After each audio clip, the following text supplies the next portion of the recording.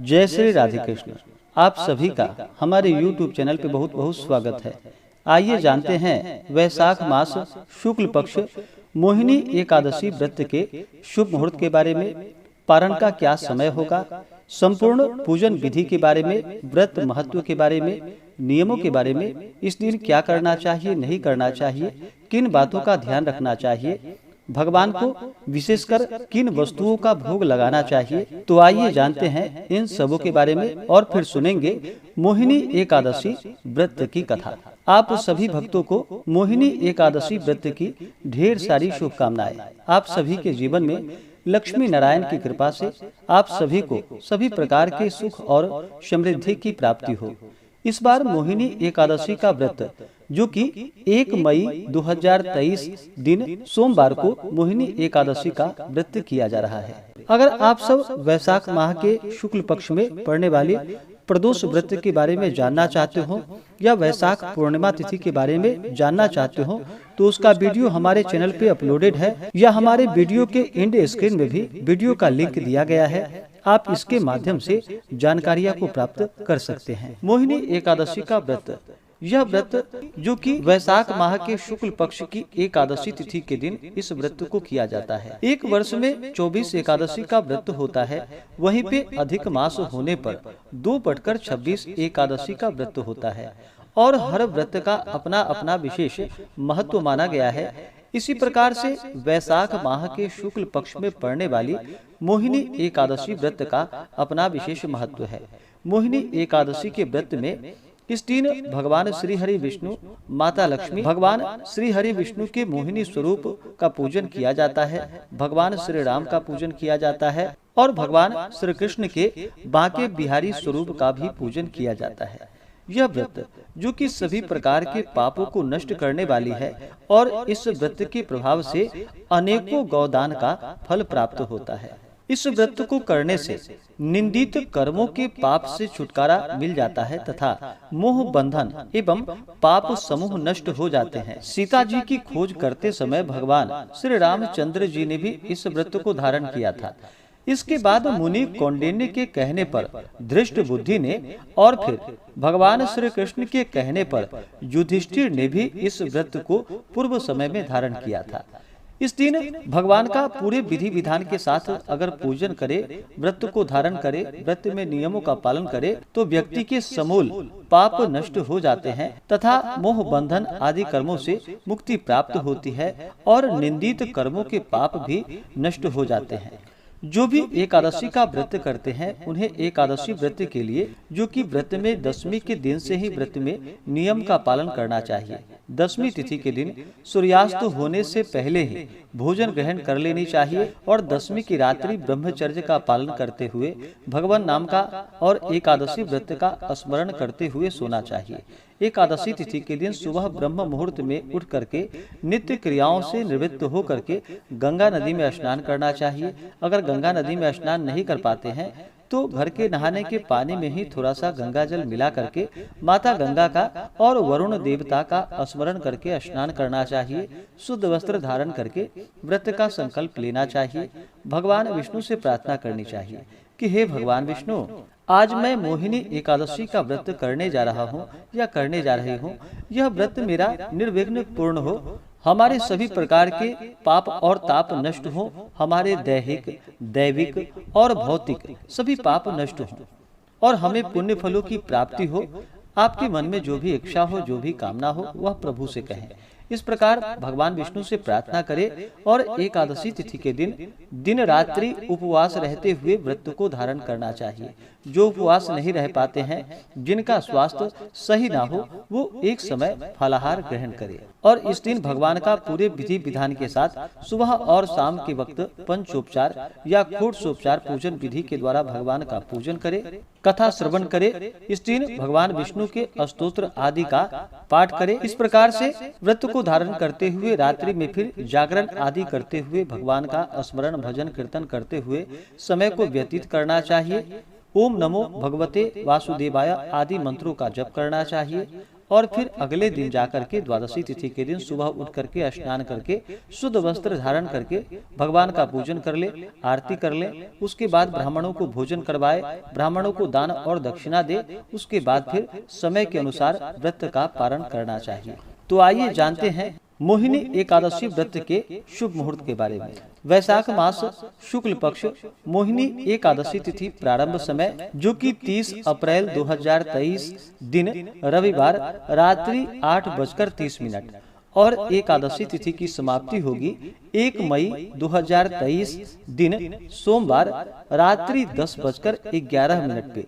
तो हमें सूर्योदय व्यापनी और द्वादशी युक्त जो एकादशी व्रत के लिए शुद्ध रूप से समय प्राप्त हो रहा है, वह समय 1 मई 2023 दिन सोमवार को प्राप्त हो रहा है। तो सभी इस दिन व्रत को धारण करेंगे और इस व्रत का पारण जो कि अगले दिन जाकर के यानी कि 2 मई 2023 दिन मंगलवार को व्रत का पारण किया जाएगा। एकादशी व्रत का जो पारण किया जाता है वह पारण हरिवासर समाप्त होने के बाद करना चाहिए। हरिवासर का जो समय होता है वह समय द्वादशी तिथि का पहला चौथाई हिस्सा, यह समय हरिवासर का होता है। इस दौरान व्रत का पारण नहीं करना चाहिए। हरिवासर समाप्त होने के बाद ही व्रत का पारण करना चाहिए। तो द्वादशी तिथि की समाप्ति 2 मई 2023 दिन मंगलवार को रात्रि 11:19 पे द्वादशी तिथि की समाप्ति है। तो व्रत का पारण जो किया जाएगा वह 2 मई को सुबह 5:57 से सुबह 8:31 तक व्रत का पारण किया जाएगा।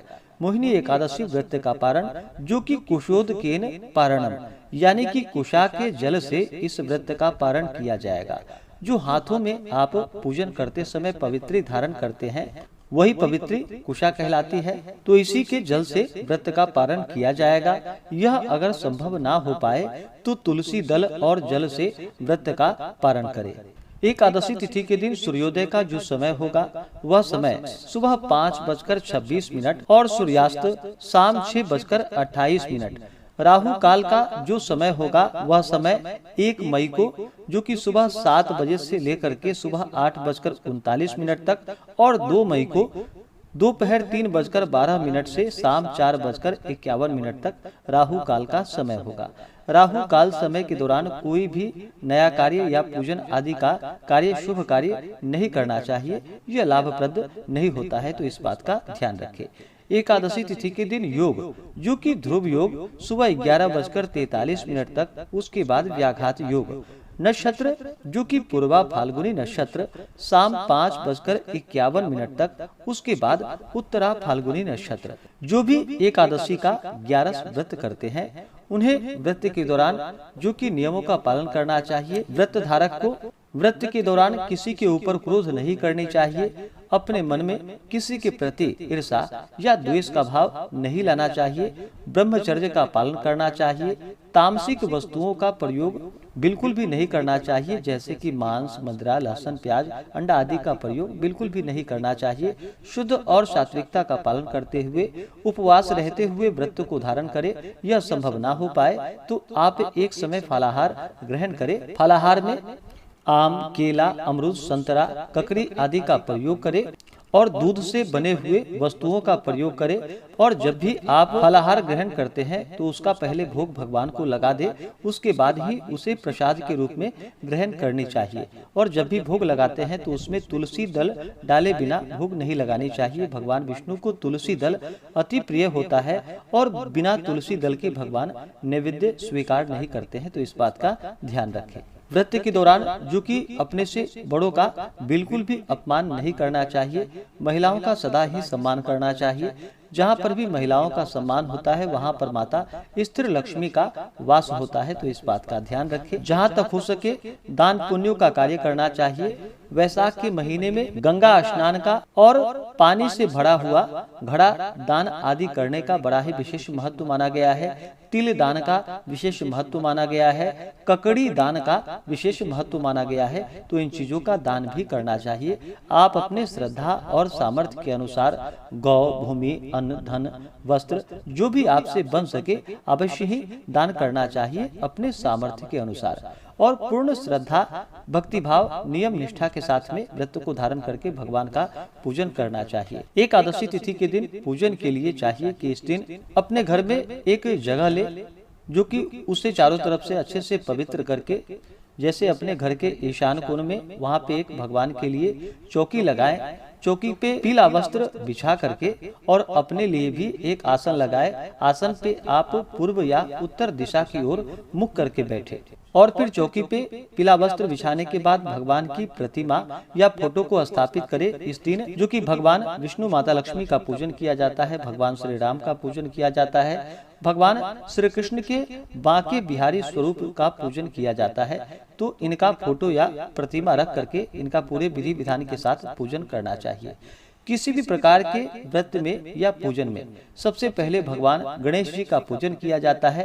तो पहले भगवान गणेश और माता अंबिका का पूजन कर ले, यानी कि गौरी गणेश का पूजन करे। उसके बाद फिर कलश स्थापित करके कलश देवता का पूजन करे। कलश में तीर्थों का, वरुण आदि देवताओं का आवाहन करे। कलश के नीचे मिट्टी रखे, उसके ऊपर से सप्त धान्य या अनाज रखे, उसके ऊपर से कलश को स्थापित करे। कलश में मौली लपेट दे, उसमें स्वास्तिक का चिन्ह बनाए और फिर कलश में जल डाले, पुंगी फल यानी कि सुपारी डाले, कुछ द्रव्य पैसा डाले, उसके ऊपर से आम का पल्लव या पंच पल्लव हो तो वो डाले, उसके ऊपर से एक अनाज से भरा हुआ पूर्ण पात्र डाले, उसके ऊपर एक पानी वाला नारियल डाले। इस प्रकार से रख करके कलश देवता का, वरुण देवता का पूजन कर ले। उसके बाद फिर दिन में पूजन हो तो सूर्यादि पंच देवता का पूजन करना चाहिए, रात्रि में पूजन हो तो गणपति आदि पंच देवता का पूजन करना चाहिए। तो इनका पूजन कर ले। उसके बाद नवग्रह, इंद्रादि 10 दिक्पाल देवताओं का पूजन करे। उसके बाद फिर भगवान विष्णु, माता लक्ष्मी, भगवान श्री राम और भगवान श्री कृष्ण के बांके बिहारी स्वरूप का पूजन करे। इस दिन भगवान विष्णु का जो कि जल से अभिषेक करे, पंचामृत से अभिषेक करे, शुद्ध गंगा जल से अभिषेक करे, पीला वस्त्र भगवान को अर्पित करे। उसके बाद भगवान विष्णु को यज्ञोपवीत अर्पित करे, यानी कि जनेऊ अर्पित करे। उसके बाद जल से आचमनी करवाएं। फिर भगवान को काले तिल अर्पित करे या सफेद तिल अर्पित करे, तुलसी दल अर्पित करे। भगवान विष्णु को अक्षत नहीं चढ़ाया जाता है, तो इस बात का ध्यान रखें।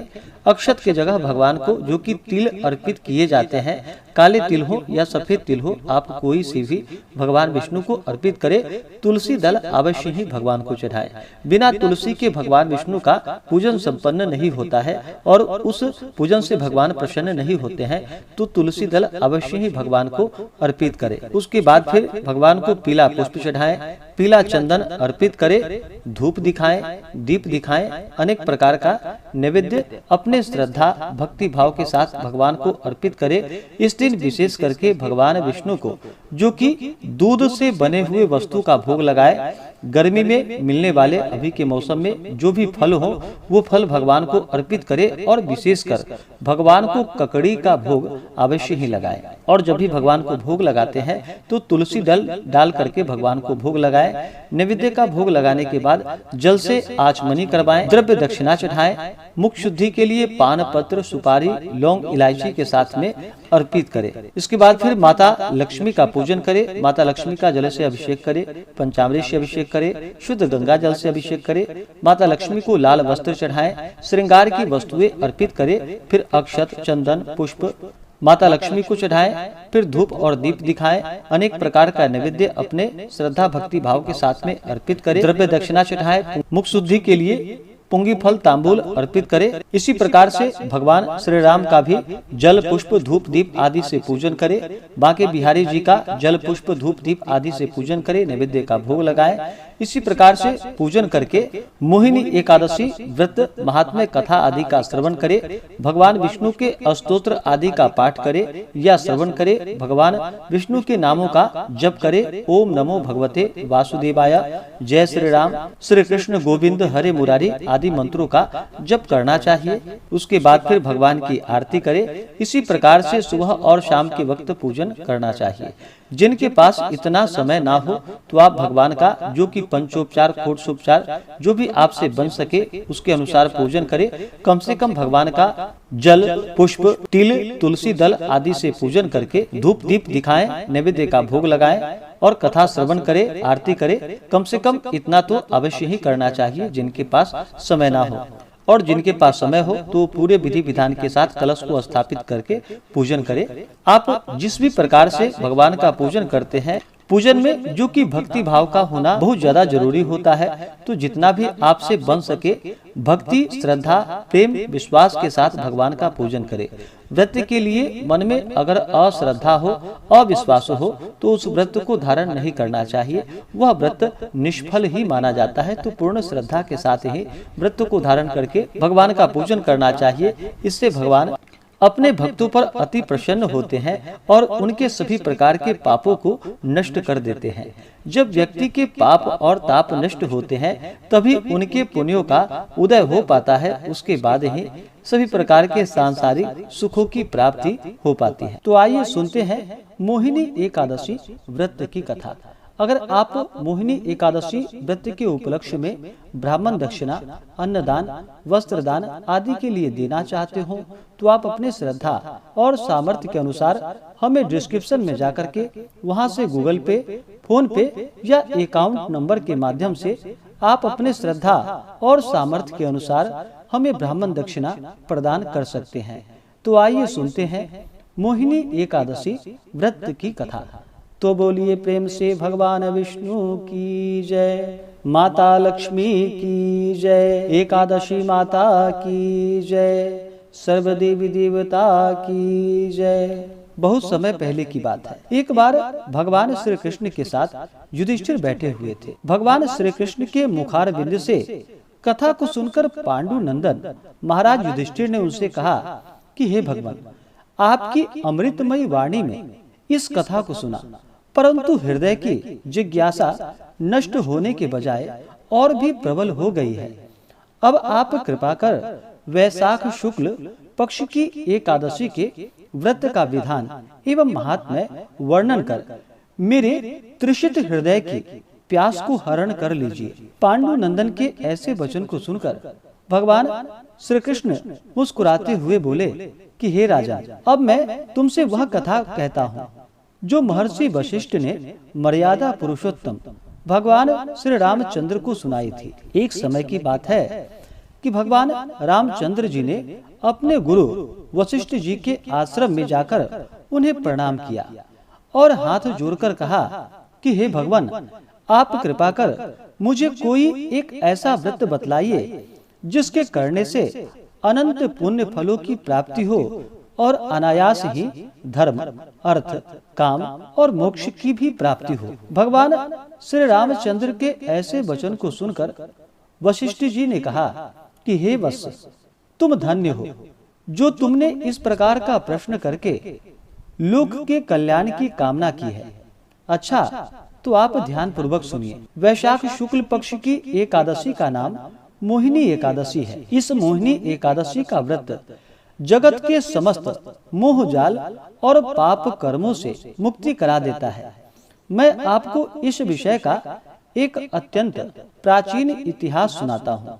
आप सावधान होकर सुनिए। इस आख्यान के सुनने एवं सुनाने से महान भी पाप नष्ट हो जाते हैं। सरस्वती नदी के किनारे भद्रावती नाम की एक नगरी थी। वहाँ का राजा सोम वसंतोत्पन्न, अत्यंत धर्मात्मा, दयालु, सत्यवादी एवं न्यायी था। उसका वैश्य कुल में जन्म धनपाल नामक मंत्री अत्यंत धर्मात्मा और परम वैष्णव था। उसने अनेकों बगीचे लगवाए, अनेकों कुएं एवं तालाब खुदवाए और अनेकों अन्न क्षेत्र स्थापित किए। उसके 5 पुत्र थे, सुमनोहर, द्युतिमान, मेधावी, सुकृति और दृष्ट बुद्धि। इनमें से दृष्ट बुद्धि महापापी, दुराचारी, दुष्ट, जुआरी, चोर, वैश्या एवं पर स्त्रीगामी, भक्ष्या भक्ष, भक्षण करने वाला, महाउद्यंड और आतताई था। उसके इन सब दुष्कर्मों की खीज से धनपाल ने पहले उसे समझाया, धमकाया एवं दंडित किया, मगर उसने अपनी आदतों को नहीं छोड़ा। तब राजा से कहकर उसे देश निकाले का दंड दे दिया। धृष्ट बुद्धि ने कुछ दिनों तक तो अपने संचित धन और जेवरों को बेचकर उसी से भोजन ग्रहण किया, मगर जब वह खत्म हो गया और उन वेश्याओं ने भी धमकी दे दी कि अपने घरों से उसे निकाल दिया है, और फिर वह क्या करता, वह दुष्ट चोरी और बटमारी करके गुजर बसर करने लगा। पहले से वह पक्का घुटा हुआ बदमाश बन चुका था। इसी से राज कर्मचारियों की पकड़ में नहीं आता था, और अगर कभी आ भी जाता तो कर्मचारी उसके पिता के सौम्य स्वभाव से उसे छोड़ दिया करते थे। इस प्रकार जीवन बिताते हुए दिन बीत गए। तब एक दिन वह पकड़ा गया और राजा ने उसे अपने राज्य से एकदम बाहर निकाल दिया। अब वह वन में जाकर वन के पशुओं को मारकर अपना गुजर बसर करने लगा। संयोगवश वह एक दिन कौंडिल्य मुनि के आश्रम पर जा पहुंचा। वैशाख का महीना और प्रातः काल का समय था। महर्षि स्नान कर बैठे हुए थे। संयोगवश मुनि के वस्त्र का एक कोना उसके शरीर से छू गया। उसी के प्रभाव से उसके पाप कुछ हल्के हुए। उसके हृदय में ज्ञान का संचार हुआ। वह महर्षि के पास जाकर उन्हें प्रणाम कर उनसे कहा कि हे प्रभु, मैं महाअधर्मी और महापापी हूँ। अपने किए कर्मों का फल भोग रहा हूँ। प्रभु, मुझे अभागे को कोई ऐसी युक्ति बतलाइए कि मैं बिना धन के पाप से मुक्त हो जाऊं। दृष्ट बुद्धि के ऐसे वचन सुनकर मुनि के हृदय में दया उत्पन्न हुई और उन्होंने कहा कि हे वत्स, सावधान होकर मेरी बात को सुनो। कल वैशाख मास के शुक्ल पक्ष की मोहिनी नाम की एकादशी है। तुम आज शाम को शुद्ध मन से संकल्प करो, मैं अपने पापों के मोचनार्थ मोहिनी एकादशी का व्रत करूंगा। इस प्रकार संकल्प कर एकादशी को प्रातः काल शौच इत्यादि से निवृत्त हो स्नान कर भगवान का पूजन एवं ध्यान करो, और दिन भर और रात भर भोजन पान त्याग कर केवल भगवत भजन करो। द्वादशी को व्रत का पारण कर किसी ब्राह्मण को कुछ दे दो तो तुम्हारा पाप अवश्य ही नष्ट हो जाएगा। दृष्ट बुद्धि ने महर्षि के कथानुसार मोहिनी एकादशी का व्रत किया और उसके प्रभाव से उसके समस्त पाप नष्ट हो गए और वह परम पद को प्राप्त किया। मोहिनी के समान सरल एवं फल देने वाला और कोई दूसरा व्रत नहीं है। इस कथा को कहने एवं सुनने वाले को अनेकों गोदान का फल प्राप्त होता है। तो बोलिए प्रेम से भगवान श्री हरि विष्णु की जय, माता लक्ष्मी की जय, एकादशी माता की जय। तो आशा करता हूँ कि यह जानकारी आपको अच्छा लगा हो।